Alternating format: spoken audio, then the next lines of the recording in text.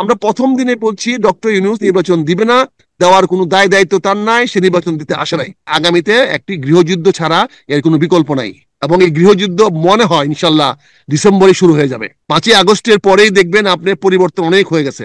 5ই আগস্টের পরে দেখবেন যে আওয়ামী লীগ বিভিন্ন জায়গা থেকে আজান দিবে। আওয়ামী লীগ 5ই আগস্টের পরে আওয়াজ দিবে, আজান দিবে, মাথা তুলে দাঁড়াবে। আওয়ামী লীগ সেই প্রস্তুতি নিচ্ছে, এবং আমার মনে হয় নেওয়া উচিত।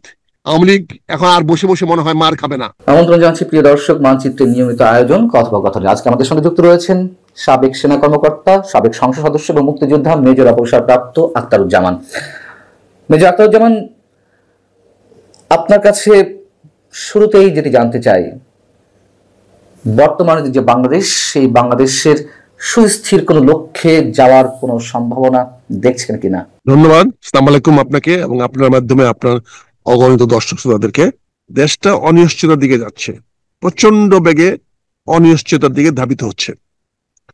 আমরা আজকে সকালবেলা দেখলাম যে ইলিয়াস সাহেব আসিফ নজরুলের অফিস ঘেরাও করার জন্য আহ্বান জানিয়েছে। কারণ এখানে শিক্ষা বোর্ডের কমিটিতে আলেম সমাজকে রাখা হয় নাই, এনসিপি কাউকে রাখা হয় না, এই জন্য তাকে ঘেরাও করতে বলা হয়েছে আসিফ নজরুল অফিসকে। এই যদি চলে, কথায় কথায় যদি বিদেশ থেকে কেউ ডাক দিয়ে বলে ঘেরাও করো, তাহলে দেশটা কোন দিকে যাচ্ছে? আজকে দেখেন পরপর 3টা থানার মধ্যে আক্রমণ হলো। চট্টগ্রামের পটিয়া, তারপরে হলো নীলফামারীতে 2টা থানা, হাতিভাঙ্গা একটা হলো, হাতিবান্ধা, আরেকটা হলো পাটগ্রাম, পাটগ্রাম, লালমনিরহাটে পাটগ্রাম, লালমনিরহাটে পাটগ্রামে আর হাতিবান্ধাতে ঘেরাও করলো। আপনি, আমরা আগে থেকে বলে আসছি আমরা পুলিশ চাই। আমরা পুলিশ চাই যে পুলিশ তদন্ত করবে এবং তদন্ত করে অপরাধীকে শনাক্ত করবে এবং তারে আইনের কাছে সোপর্দ করবে। কিন্তু আমরা দেখেছি অতীতে পুলিশকে আমরা ব্যবহার করছি শাসনের অস্ত্র হিসাবে। পুলিশকে তথাকথিত দায়িত্ব দেওয়ার চেষ্টা করছি আইন শৃঙ্খলা রক্ষা করা।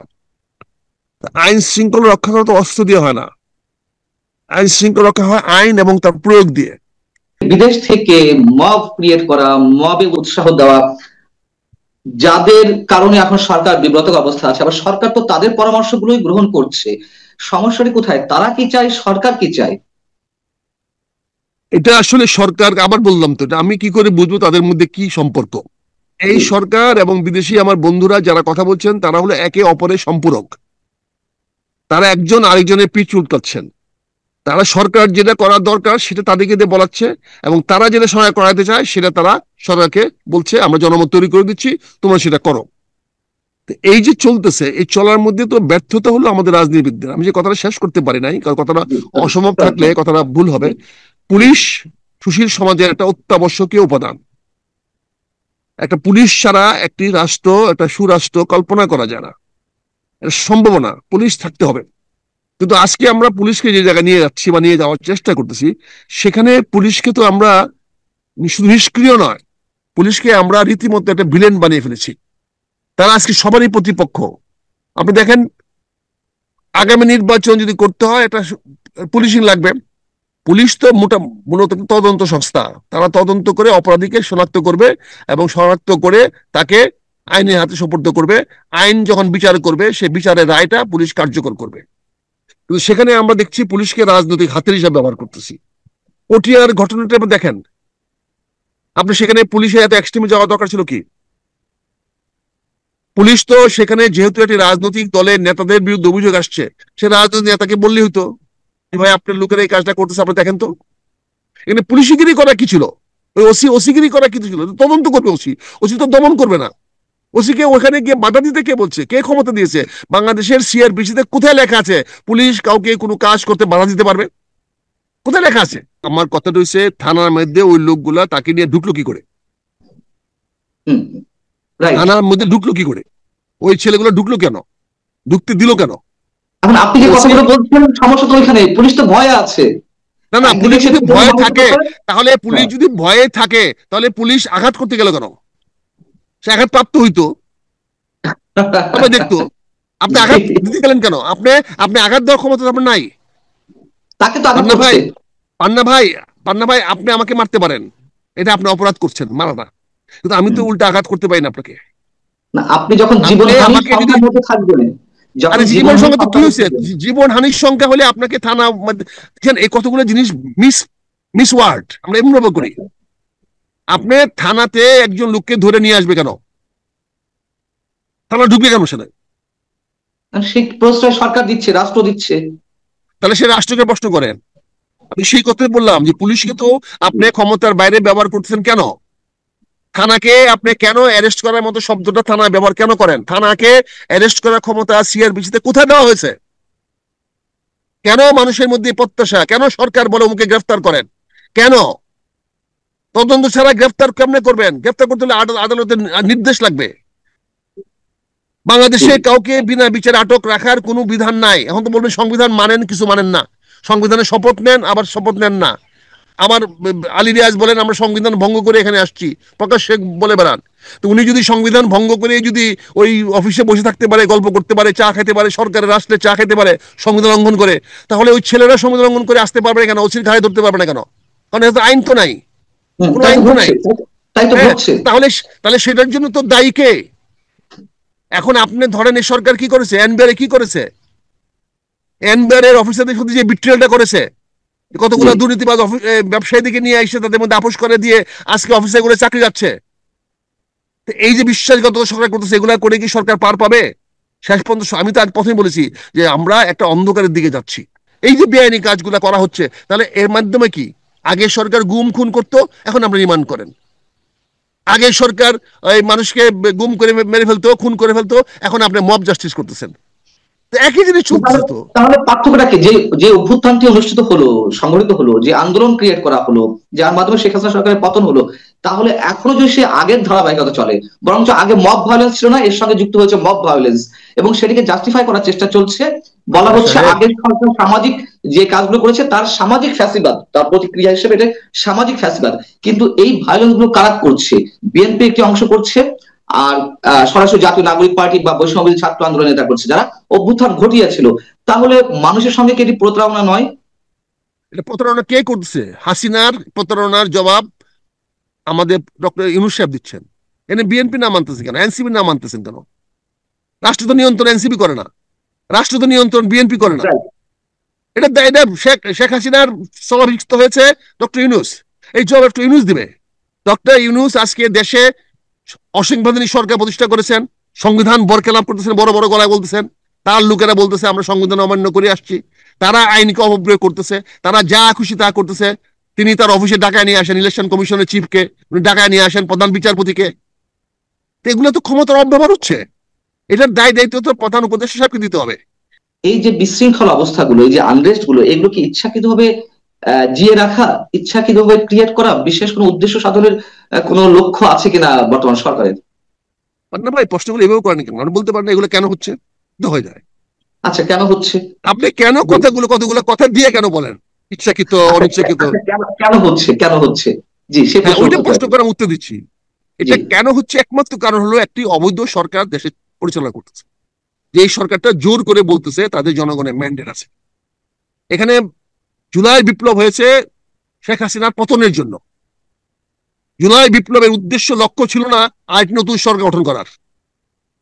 জুলাই বিপ্লব 5ই আগস্ট সরকার পতনের পরপরেই জুলাই বিপ্লব যারা করেছেন তাদের দায় দায়িত্ব শেষ হয়ে গেছে।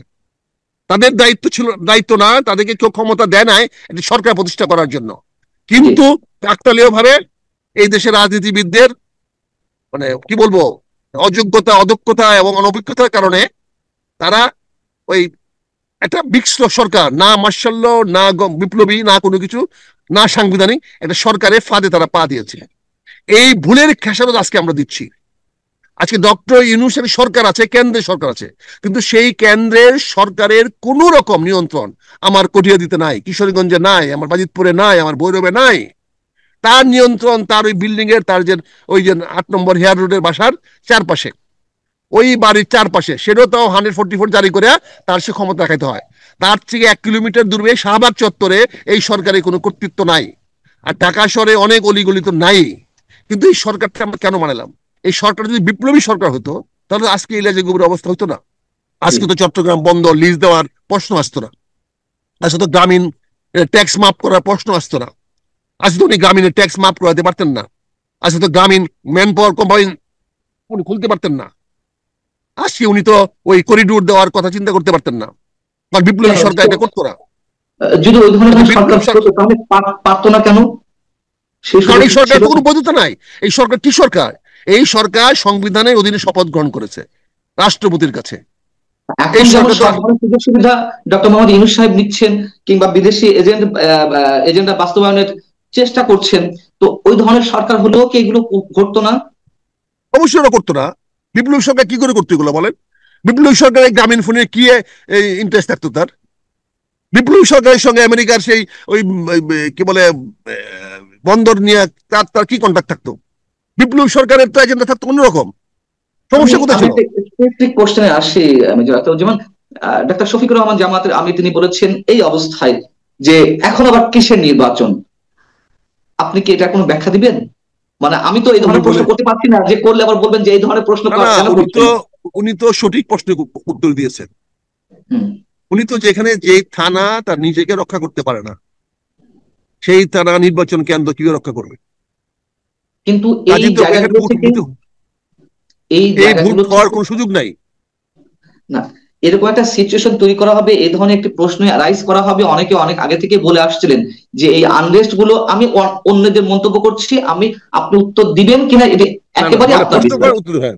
জি, যে এই ধরনের একটা পরিস্থিতি তৈরি করা হবে যাতে এই প্রশ্নগুলো অ্যারাইজ করা যায় যে এখন আবার কিসের নির্বাচন। ঠিক সেই প্রশ্নটা, যেহেতু আগে যদি এই আলোচনাগুলো না উঠতো তাহলে আমরা ওই প্রশ্নটা তুলতাম না। যেহেতু অনেক আগে থেকে অনেকে এই কথা বলে আসছেন যে একটা প্রচন্ড আনরেস্ট সিচুয়েশন বাংলাদেশে তৈরি করা হবে ক্রমাগত ভাবে, যার মধ্য থেকে নির্বাচন পেছনে একটা টেন্ডেন্সি থাকে এবং এই প্রশ্নগুলো সামনে আনা যায়। সেই প্রশ্নটি কি জামাতে ইসলামের আমির করেছেন? এখন অনেকের প্রশ্ন, আমি অন্যদের কথা আপনার সামনে রিপ্রেজেন্ট করছি। আপনি কি? যদি ভাবার এই জন্য তো এটার জন্য তো আর ওই কি বলে ওই কার্ল মার্ক্সের থিওরি পড়তে হবে না। জি। এটা তো খুব সহজ সরল কথা। আপনি কি মনে করেন আজকে বাংলাদেশের যদি একটা সুষ্ঠু অবাধ সুন্দর নির্বাচন হয়, জামাত সরকার গঠন করতে পারবে? প্রশ্নটা না। অথচ আজকে জামাতের প্রায় 70% ডিসি জামাতের লোক, বাংলাদেশ ব্যাংকের লোক জামাতের, বিভিন্ন ব্যাংকে বিভিন্ন প্রতিষ্ঠানে জামাতের লোক, জি। ঢাকা বোর্ডে জামাতের লোক, ইউনিভার্সিটি জামাতের লোক, অনেক জায়গায় জামাতের লোক। আপনি কি মনে করেন আগামী নির্বাচন যদি হয়, যেভাবে নির্বাচন হয়, প্রতিনিধি নির্বাচন হোক আর ডাইরেক্ট নির্বাচন হোক, সেখানে জামাত হয়তো একটা বড় বিরোধী হতে পারে। বড় বিরোধী হতে পারলে কি ঢাকা ইউনিভার্সিটি ভিসি কি জামাতের লোক হতে পারবে? ওখানে ডিসি হিসাবটা কি তো ডিসি কি ডিসি কি 10% 20% ডিসি কি তার হতে পারবে? এসপি তার হতে পারবে? পুলিশ অফিস হতে পারবে? ঢাকার মেট্রোপলিটন কমিশনার কি যে হতে পারবে? ওখানে কি ওই পুলিশের আইজিপি কি হতে পারবে? কাজে জামাত তো ভালো অবস্থায় আছে, নির্বাচন দরকার নাই। তারা বিভিন্ন ভাবে টাল বাহানা করে নির্বাচনে পিছিয়ে নিয়ে যাবে। এখন যে প্রোটোকল যারা পাচ্ছে জামাতের নেতারা, এটা কি সরকারের মন্ত্রীর চেয়ে কম পাচ্ছে?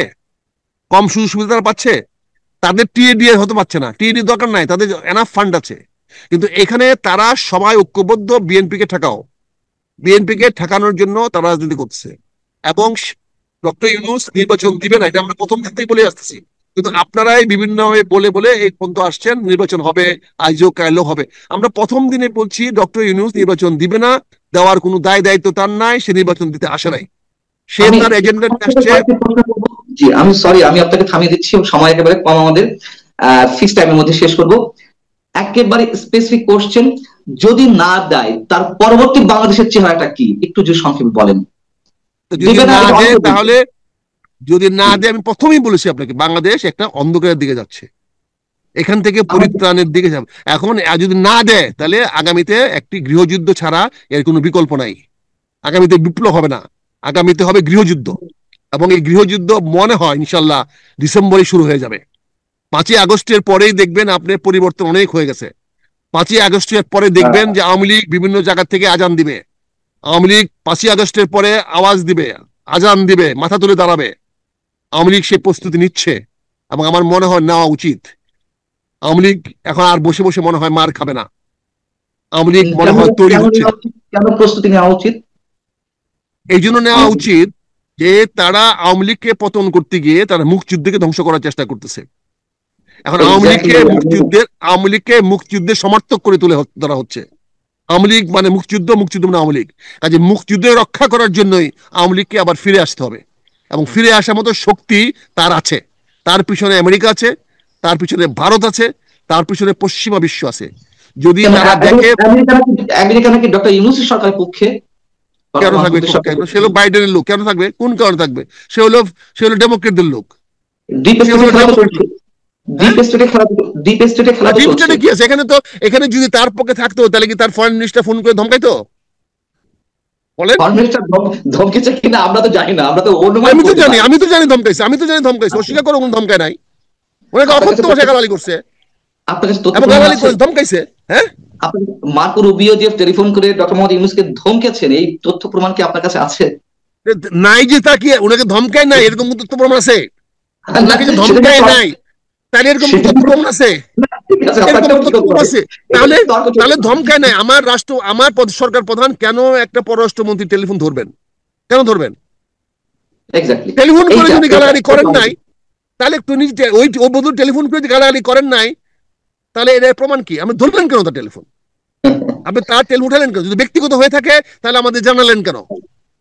আর যদি সরকারি হয়ে থাকে তাহলে আপনি কি কথা হয়েছে আপনি জানাচ্ছেন না কেন আমাদেরকে? কেন জানাচ্ছেন না? জানাচ্ছেন না এই জন্য আপনাকে অপমানজনক কথা বলেছে, আপনাকে ইনসাল্ট করেছে, আপনাকে যেটাকে আমরা বাংলা ভাষায় বলে অকথ্য ভাষায় গালাগাল করেছে, এই জন্য আপনি আমাদেরকে জানাচ্ছেন না। এটাই তো তথ্য প্রমাণ। এর বিকল্পটা আপনি বলেন। আমি তো বলছি, আমি তো প্রকাশ করলাম যে এর ছাড়া কি, আমি তো আপনার তথ্য প্রমাণ দিলাম, কিন্তু উনি কিছু বলে নাই। আমরা 3 মিনিটের মধ্যে শেষ করব। ছোট করে আপনার কাছে একটু আনসারটি পেতে চাই। আপনি যে সবচেয়ে স্পর্শকাতর বিষয়টি কথা বললেন আমাদের অস্তিত্বের জায়গা থেকে, যে এই সরকার মুক্তিযুদ্ধকে বিতর্কিত করতে চাইছে, ইতিহাস গান করে দিতে চাইছে, এবং আবারও সরকারের তথ্য এবং সম্প্রচার উপদেষ্টা শুক্রবার তার ফেসবুকে একটি দীর্ঘ স্ট্যাটাস দিয়েছেন। এই আন্দোলনের উদ্দেশ্য সম্পর্কে তিনি ক্লিয়ার করেছেন, এবং আবারও এই আন্দোলনকে 24 আন্দোলনকে তিনি 71-এর সঙ্গে মেলানোর ধৃষ্টতা দেখিয়েছেন। আমার প্রশ্ন হচ্ছে, 71-এ তো আমরা স্বাধীন একটা ভূখণ্ড পেয়েছি, তারা ম্যাটিকুলাস ডিজাইন তো ছিল না, স্বতঃস্ফূর্ত মানুষের অংশগ্রহণ ছিল 71-এ প্রতিটি ধাপে, 66, 69, 70। তিনি এখানে বলছেন যে সেটা নাকি ম্যাটিকুলাস ডিজাইন ছিল, এবং সেটির সাথে 24-এ গণ অভ্যুত্থানকে বা আন্দোলনকে আবারও মেলাতে চাইছেন। আমি একজন মাহফুজ আলমের কথাগুলো শুনি নাই, বক্তব্য শুনি নাই, তো আপনার বিশ্লেষণে যেটা পাইলাম সেখানে সে 71-কে রেফারেন্স দিয়েছে। 71 তো অস্বীকার করে নাই, ডক্টর ইউনূসের মতো তো বাটন রিসেট করে নাই। কথা কথা সে মেলাচ্ছে। বলছে 71টি একটি মেটিকুলাস ভাবে তৈরি হয়েছে, একইভাবে মেটিকুলাসলি এসে 24-এ আন্দোলন তারা করেছে। 24-এ 5ই আগস্টের পরে তাদের মেটিকুলাস প্রোগ্রাম কি সেটা আমরা জানতে চাই। আমরা দেখেছি বঙ্গবন্ধু শেখ মুজিবুর রহমানের বা পাকিস্তান থেকে প্রত্যাবর্তন করার পরে ওনার আর কোনো মেটিকুলাস প্রোগ্রাম ছিল না। উনি তখন মৌলানা ভাসানীর সঙ্গেও ছিলেন না, শহীদুল আলম খানের সঙ্গেও ছিলেন না, আলাদা হয়ে গেছেন। তার পরবর্তীতে ওনার যে মেটিকুলাস প্রোগ্রাম, সেই মেটিকুলাস প্রোগ্রাম জনগণ মানে নাই, ওনার বাকশাল মানে নাই, ওনার অনেক কর্মসূচিকে মানে নাই, যার ফলে ওনার করুণ পরিণত হয়েছে। আজকে যদি মাহফুজ আলমরা যদি একটা মেটিকুলাস প্রোগ্রাম করে হাসিনাকে পতন করা থাকে, আমি তার জন্য তাকে পূর্ণ অভিনন্দন জানাই, তারা সফল হয়েছে। আমার কথা হচ্ছে, এটা তো একটা সরকারের পতন, আর ওটা একটা স্বাধীন ভূখণ্ডের জন্য যদি আপনার ম্যাটিকুলাস ডিজাইন থেকেও থাকে, আপনারা সেটা একটা স্বাধীন ভূখণ্ড উপহার দেওয়ার জন্য ব্যবহার দিয়েছেন। না না, সেটা তো মেটিকুলাস প্রোগ্রাম করে করেছে, সফল হয়েছে, সে তো অস্বীকার করে নাই। মাহফুজ তো অস্বীকার করে নাই। মাহফুজ বলছে মেটিকুলাস প্রোগ্রাম করে যদি একটা রাষ্ট্রকে পরিবর্তন করা যায়। আমরা তো লড়কেলেঙ্গে পাকিস্তান করেছিলাম, পাকিস্তান তো আমাদের রাষ্ট্র ছিল, আমরা সেখান থেকে মেটিকুলাস প্রোগ্রাম করে যদি আমরা পাকিস্তান থেকে বেরিয়ে আসতে পারি, যদি আসি, সে বলছে হচ্ছে এটা। এখন আমরা যদি শেখ হাসিনাকে পতনের জন্য যদি কেউ ছল চাতুরি করে থাকে, কুটো কৌশল করে থাকে, আগেরটা হয়েছে কিনা সেটা অন্য প্রশ্ন, কিন্তু সে যদি করে থাকে তাহলে শেখ হাসিনার পতনটাকে তো আমি বৈধই বলছি, তারা সঠিক কাজ করেছে। আমার কোনো আপত্তি নেই, এক্ষেত্রে আমার কোনো আপত্তি নেই। আমার কথা হচ্ছে যে এই ম্যাটিকুলাস ডিজাইনের উদাহরণটা তো অন্যভাবে দেওয়া যেতে পারতো, 90-এর গণঅভ্যুত্থানের সাথে দেওয়া যেতে পারতো, বা অন্য কোনো আন্দোলন। কেন কথায় কথায় 71-কে আনা? কেন কোথায় কোথায় সবসময় রিপ্লেস করা 24-কে 71-এর জায়গায়? এই কথাটা তো আপনি আজকে বলে লাভ নাই। আমরা তো জুলাই মাসেই বলেছিলাম, মুক্তিযুদ্ধ থেকে আহ্বান জানিয়েছিলাম গত জুলাই মাসে, 2024 সালের জুলাই মাসে আমার বক্তব্য আছে, দেখেন, জানিয়েছিলাম মুক্তিযোদ্ধারা সজাগ হন, রুখে দাঁড়ান, আপনাদের বিরুদ্ধে ষড়যন্ত্র হচ্ছে, সমস্ত রাজাকাররা ঐক্যবদ্ধ হচ্ছে, এই আন্দোলনের পুরোধা সবাই স্বাধীনতা বিরোধী, আপনারা সাবধান হন। আপনারা কেউ সাবধান হন নাই, আমার দলকেও বলেছে সাবধান হন নাই। আজকে তারা আসছে, এটা এই দেশের জনগণ সজাগ বলে 1 বছরের মধ্যে তারা ইস্ট পাকিস্তান বানাতে পারে নাই, পাকিস্তান বানাতে পারে নাই। 1 বছর চলে গেছে, কিন্তু তারা এখনো সেই চেষ্টা করে যাচ্ছে। ইনশাল্লাহ তারা সফল হতে পারবে না। এই বাংলাদেশ থাকবে। এবং আমার দেশমাতা খালেদা জিয়া 1 জুলাইয়ের যে আহ্বানটা জানিয়েছেন, 3টা পয়েন্ট খেয়াল করে দেখেন। উনি বলেছেন স্পষ্ট বলেছেন, জুলাই বিপ্লবের আমাদের সামনে নতুন বাংলাদেশ গড়ার সুযোগ সৃষ্টি হয়েছে। সে নতুন বাংলাদেশ গড়ার, বাংলাদেশই করে নাই, বাংলাদেশটাকে নতুন করে গড়তে পারে না। তারপরে তিনি বলেছেন, আমার দেশের সার্বভৌমত্বকে রক্ষা করার জন্য আমাদের ঐক্যবদ্ধ হতে হবে। কোন দেশের পররাষ্ট্রমন্ত্রী আমার সরকার প্রধানের সাথে কথা বলা আমার সার্বভৌমত্বের লক্ষণ, এটা উনি স্পষ্ট করেছেন। আরেকটি উনি কথা বলেছেন, এই 24-এর এই যুদ্ধে, এই বিপ্লবে যারা আহত এবং নিহত হয়েছেন তাদের পূর্ণ বাসন এবং তাদের কম্পেনসেশন, তাদের ক্ষতিপূরণ দেওয়ার ব্যবস্থা নিতে বলেছেন এবং তিনি করবেন। কাজে ওনার নির্দেশনা সুস্পষ্ট।